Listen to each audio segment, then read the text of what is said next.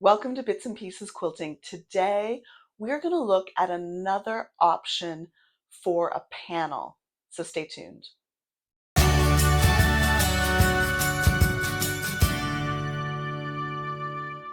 Hi, I'm Michelle, and today we are going to use a pre-printed panel to make some really cute little teddy bear quilts. Now, these panel pieces are actually border panels. I think they're intended to be borders for a quilt. Mum was given these fabrics, and I started this project, you'll see in the video, started this project with Mum, but we ran out of time, so I brought the pieces home to finish them. But she was given 3 yards of panel border fabric. So we said to ourselves, what are we going to do with this? And so this is an idea. You could just cut it up and use it as borders and put it around a quilt center, a pieced quilt center. But I thought, you know what, we could probably make a really cute strip quilt, or a row quilt, I guess is probably a better name for it, with these cute teddy bears. So I'm going to take you down to the table. I'll show you the alternate row that we designed, the fabrics that we chose, and then how to put this all together. This is the 3 yards of bear fabric that Mum was given. And I think it's intended to be a border. There's actually 4 bears along here. I think it's intended to be the border for a panel. But we have an idea to put a row of bears, a row of pieced blocks, another row of bears, pieced blocks, and bears. I think that might make a really cute baby quilt. So the first thing we did is went through Mum's collection. Here's Mum. Say hello. There's Mum. We went through the collection and found all kinds of things that we think will go with the bears. I particularly like that cream. This is another project. But I think the first thing I'm going to do is cut the bears apart. I'm going to cut down in the center of these pieces because that will help. Well, that'll just separate them up, and then we can figure out the dimensions in terms of sizing our blocks to fit to go in between the bears. We have a plan. We have exactly 3 yards of fabric. So each of these strips of bears is 3 yards. And that's 36 times 3, 108 inches.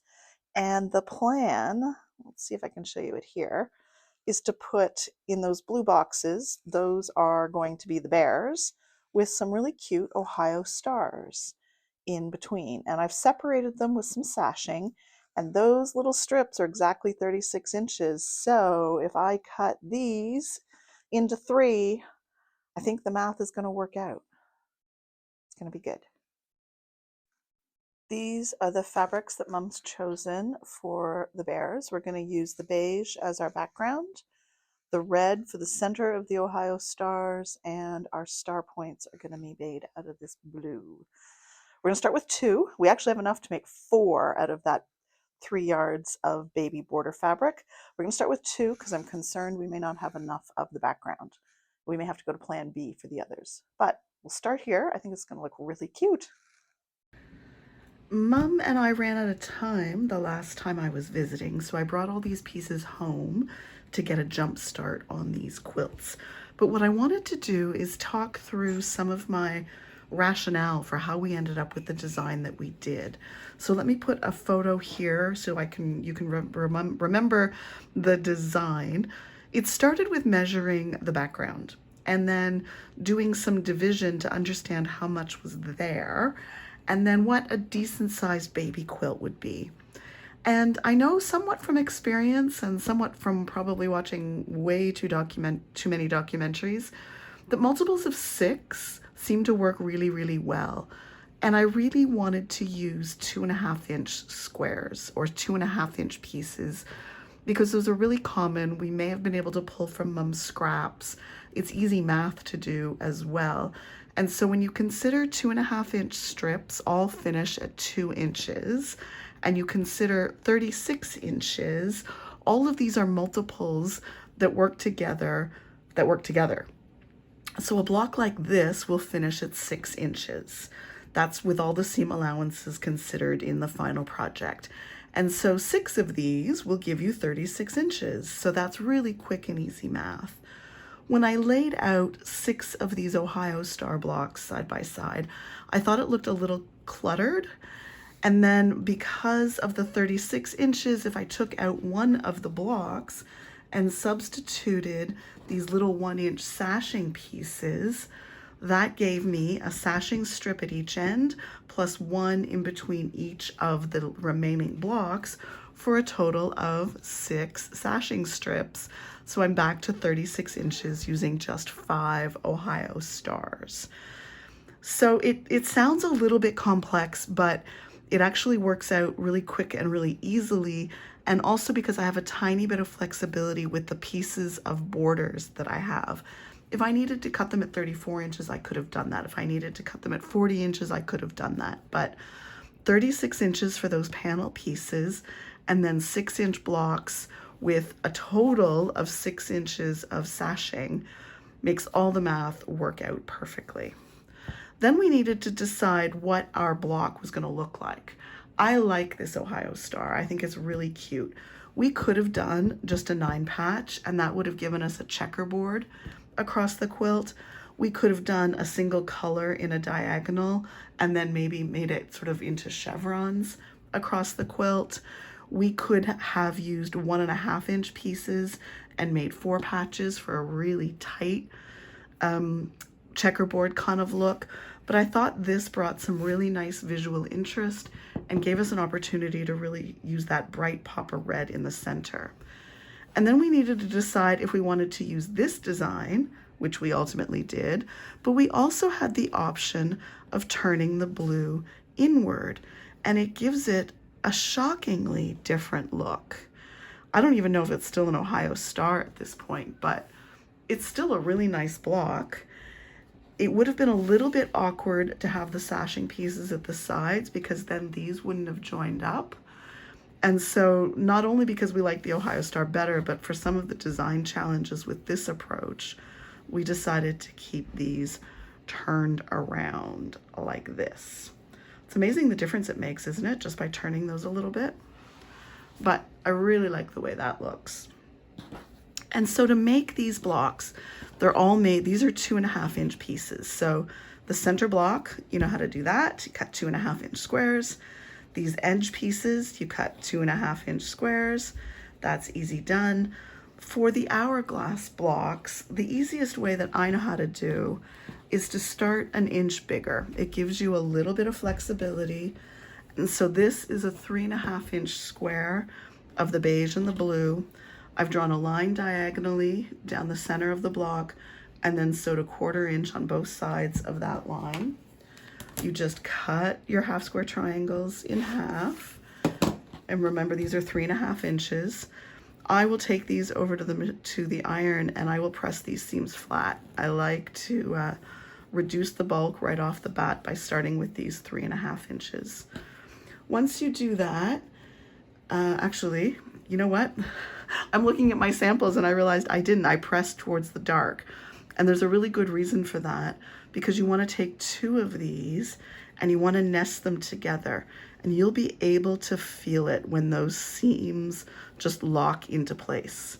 Trust me that you'll be able to feel it. It's sort of hard to demonstrate it, but you'll know it when you feel it. Another diagonal line from corner to corner, and then I've sewn it. I don't know if you can see the stitching here. But then when you cut these apart, this is the second time around with the same process. Once you cut those apart, you get your really great little hourglass blocks. These seams I will press open. I am a little bit obsessive about pressing things open. It reduces the bulk, and then these will need to be squared to 2.5 inches. And I just do that by taking my square ruler at 1.25 by 1.25. That's the mark that you want to put in the center. Let me zoom you in. Move this up so it's easier to see. Let me zoom you in. So that 1.25 by 1.25 goes right smack in the dot of that hourglass. And then I want to make sure this diagonal line hits the diagonal line of my center seam here. So press down, nice sharp blade, and trim those 2 edges. and then I'm gonna flip it around and do exactly the same thing.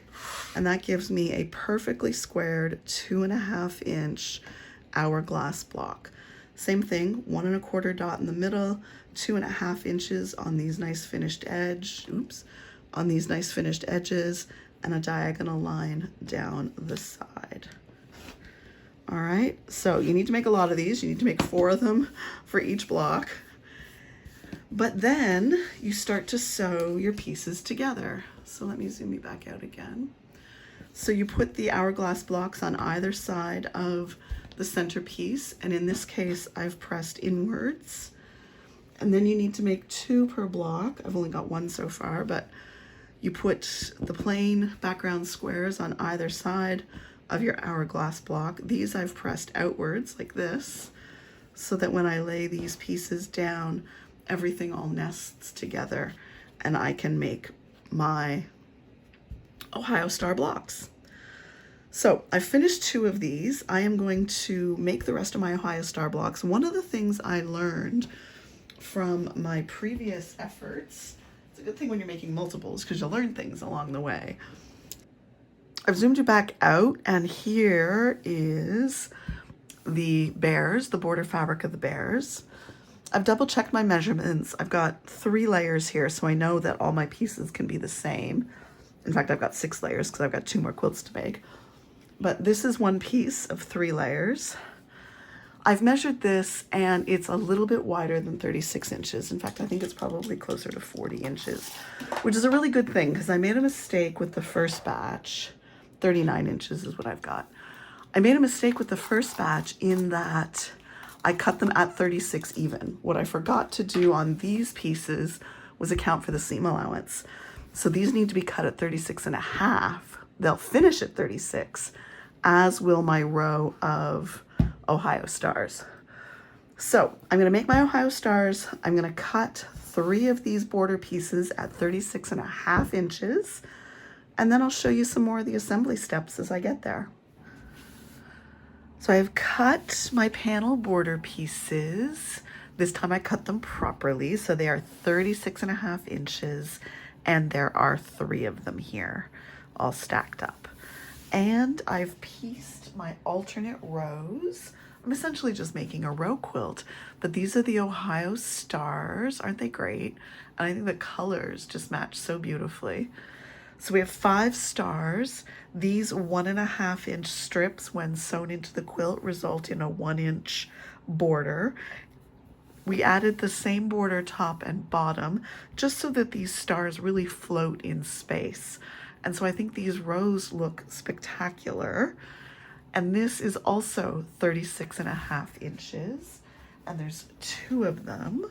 So we're gonna have bears, then stars, then bears, then stars, and then bears. And that's gonna be the whole center of the quilt. That's how we're gonna use these border pieces. Then I'm gonna assess how much fabric I have. I will show you, I have 2 others that I've done already, and I put a little bit of a beige border all the way around the edge, but I wanna make sure I have enough of the beige to finish all the quilts I have. So we'll see how that goes. But I'm gonna finish making this one. I'm gonna work on the 4th one, and then for the great reveal out in the garden, you will then see how much fabric I had left for borders or not.